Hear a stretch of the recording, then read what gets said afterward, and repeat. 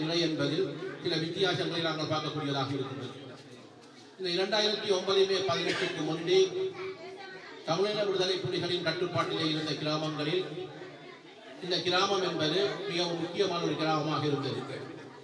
இந்த கிராமத்திலே இருந்து விடுதலைக்காக போராடிய போராளிகள், மாவீரர்கள் ஆகுதியாகி இருக்கின்ற ஒரு கிராமமாக, மண்ணுக்காக, மண்மீட்புக்காக தியாகம் செய்த ஒரு கிராமமாக இருக்கின்றது.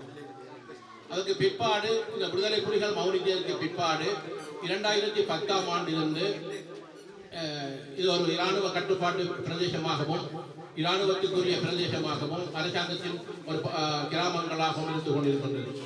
இந்த 2010 எதிர்வருகின்ற 2026 மே மாதம் 18ஆம் தேதி நாங்கள் இந்த 17 வருடங்களில் நாங்கள் கடந்திருக்கின்றோம்.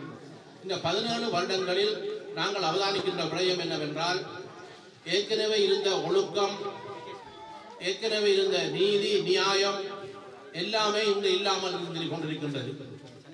அன்று இருந்த அந்த ஒழுக்கம் என்பதும் இன்று இருக்கின்ற பல, நான் விவேகானந்தபுரத்தை மாத்திரம் சொல்லவில்லை, நானும் படுவான்கடை பிரதேசத்தில் பிறந்தவன், நான் அம்புலாம்புலி கிராமத்தைச் சேர்ந்தவன் என்ற விதத்தில் இந்த படுவான்கடை பிரதேசத்தில் அன்று இருந்த ஒழுக்கம் இன்று அத்து போயிருக்கின்றது.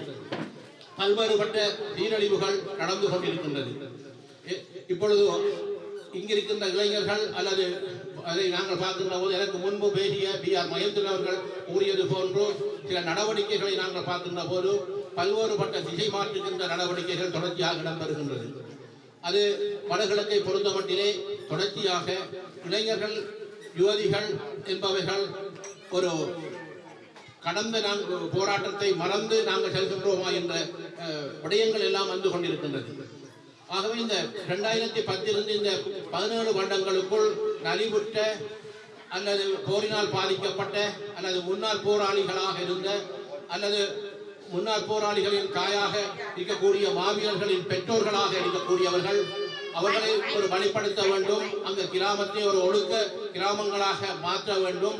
அதனூடாக அந்த சமூகத்தை, அந்த பாடசாலையை, அந்த மக்களை ஒரு நல்படுத்த வேண்டும் என்கின்ற ஒரு நிலைப்பாட்டில் தான் இந்த மதிப்புக்குரிய அகிலன் பவுண்டேஷன் நிறுவனமாகிறது. இப்பொழுது ஏறக்குறைய 18 வருடங்களாக தொடர்ச்சியாக இயங்கிக் கொண்டிருக்கின்றது. நான் நினைக்கின்றேன் இது 2023ஆம் ஆண்டு ஆரம்பிக்கப்பட்டு நான் அந்த 3 நாளுக்கும் நான் வந்திருக்கின்றேன். அந்த ஒரு மாற்றங்கள் வெறுமனை நாங்கள் தருகின்ற அல்லது அவர்கள் தருகின்ற உதவிகளை பெற்றுக்கொண்டு செல்வது மாத்திரமாக நாங்கள் நிற்கக்கூடாது. எங்களுக்கு மனரீதியாக, உடல் ரீதியாக எங்களுக்கான மாற்றங்களை நாங்கள் பெறக்கூடியவர்களாக இருக்க வேண்டும். ஏனென்றால் ஒரு நிறுவனம் அல்லது ஒரு உதவிகள் வருகின்ற போது அந்த உதவிகளின் பெறுபவர்களை நாங்கள் காட்ட வேண்டும். அந்த பெறுபவர்களை காட்டுகின்ற போதுதான் அந்த உதவி செய்கின்றவர்களின் மனமாற்றம் என்பது கூடுதலாக வந்து அடுத்தடுத்த கிராமங்களுக்கும் செய்யக்கூடியதாக இருக்கின்றது.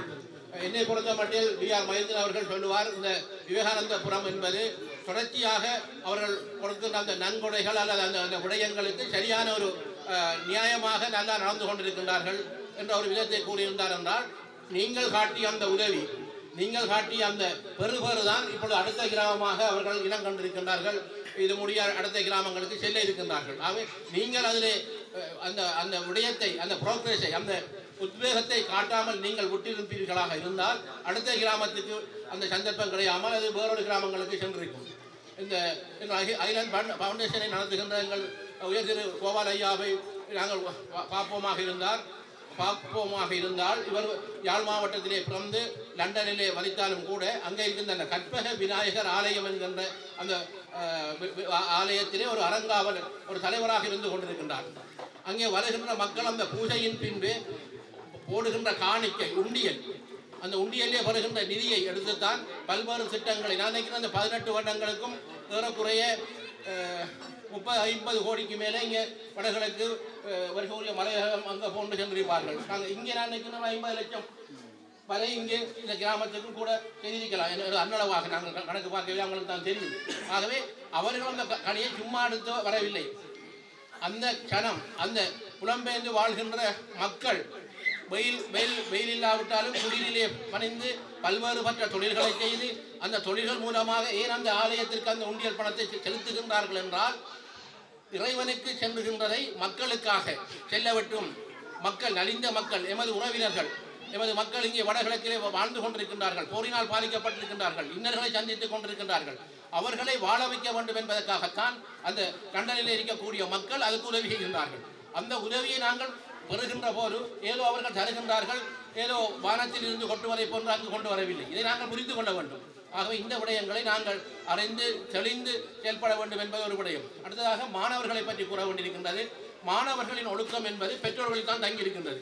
இப்போ பாடசாலை அதிபரில் கொண்டு நீங்கள் பாடம் கொடுக்கின்ற போது அவர்கள் ஏறக்குறைய 6 மணித்தியாலம் அல்லது 8 மணித்தியாலம் தான் அவர்கள் கண்காணிப்பில் கற்றுக்கொண்டிருப்பார்கள். ஆனால் நீங்கள் பாடசாலையை பிறந்தவர்கள், பாடசாலை பெற்றோர்களில் இருக்கின்றவர்கள் எல்லோருமே கவனிக்க வேண்டும்.